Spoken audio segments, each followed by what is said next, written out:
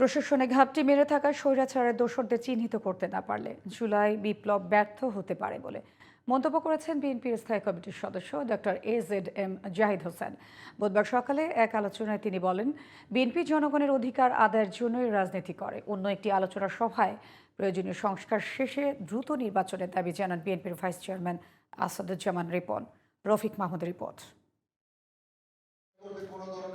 বুধবার সকালে জাতীয় প্রেস ক্লাবে রাষ্ট্র কাঠামো মেরামতের ৩১ দফা প্রেক্ষিত টেক্সটাইল সেক্টর শীর্ষক আলোচনা সভার আয়োজন করে জাতীয়তাবাদী textile engineers association of Bangladesh জেট্যাব।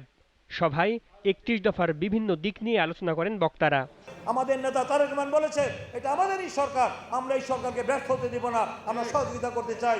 তাদের সেই উদ্দেশ্য বাস্তবায়নের জন্য আমরা আমাদের কারখানা থেকে শুরু করে বিজেপি পর্যন্ত প্রতিটি জোন ইউনিটে নিবেদিত হয়ে কাজ করব।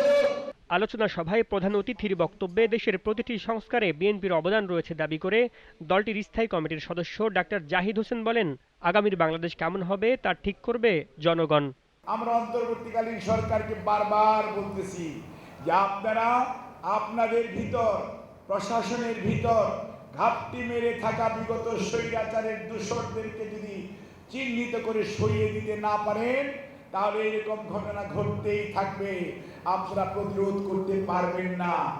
এদিকে বুধবার সকালে প্রেসক্লাবে বিএনপির সাবেক সাংস্কৃতিক সম্পাদক মরহুম জাহিদ হোসেন চুন্নুর ২৯তম মৃত্যুবার্ষিকী উপলক্ষে আরেকটি আলোচনা সভার আয়োজন করে জিয়া শিশু কিশোর মেলা কেন্দ্রীয় কমিটি। সভায় প্রধান অতিথির বক্তব্যে বিএনপির ভাইস চেয়ারম্যান আসাদুজ্জামান রিপন সম্ভাব্য সকল সংস্কার শেষে ২০২৫ সালের মধ্যেই নির্বাচনের দাবি জানান।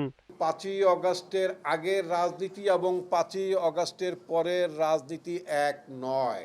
জন আস্থা অর্জন করতে হবে, মানুষের কাছে যেতে হবে, মানুষের ভালোবাসা অর্জন করতে, মানুষ যাতে মনে করে এই দলটির উপর আস্থা রাখা যায়। দুঃশাসনের কারণে আগামী ৬৩ বছরেও আওয়ামী লীগ ফিরে আসতে পারবে না বলেও জানান তিনি। আলোচনা করব তার সম্পর্কে। Rafiq Mahmud, GTV news, Dhaka.